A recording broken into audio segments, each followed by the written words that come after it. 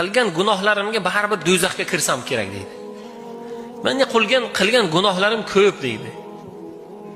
Birodar, sizni ko'pingiz bilan Alloh taoloning ko'pini orasida ancha narsa bor. Siz uchun ko'p bo'lgan narsa Alloh uchun qadrsiz. Misol aytaman. Dunyoda 8 milliardga yaqin odam bor. Alloh taolo aytayapti, 8 milliard odamning xohishlari bor-ku mana. Hozirdan to vafot etguningizgacha niyatlaringiz bor-ku, orzularingiz. Bitta mashina emas, 100 ta mashina. Bitta uy emas, 1000 ta uy. Bir so'm emas, minglab xayolingizga kelgan narsalar. Siz aniq unga yetisha olmaysiz, lekin xayolingizga katta narsalar kelyapti. Alloh taolo aytadi, 8 milliard odamning xayolida yetishib bo'lmas orzularini hammasini bersam. Siz bitta, ikkita, 10 ta uy niyat qilyapsiz. Alloh o'sha 10 ta uy emas, 1000 ta uy bersa.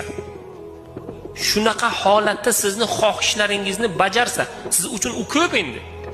1000 ta uyi bor odam endi unga juda ko'p uy bor degan. Sanog'ini bilmaydi, qayerdaligini ham bilmasa kerak agar 1000 ta uy bor odamlar. Hatto o'zining uylarini manzillariga adashsa kerak. Alloh taolo nima deyapti?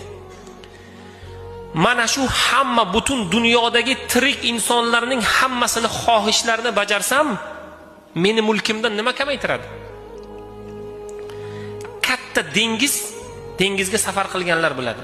Katta dengizdan bitta ignani uchini botirib olgancha suvni ham kamaytira olmaydi deydi Alloh taolo. Dengizda bitta ignani uchini shunday botirib, shunday olsangiz, dengizni suvdan kamayganligi bilinadimi? Yo'q. Lekin u narsa bor-ku, 8 milliardta odamning hamma ehtiyojlari ular uchun sanalmas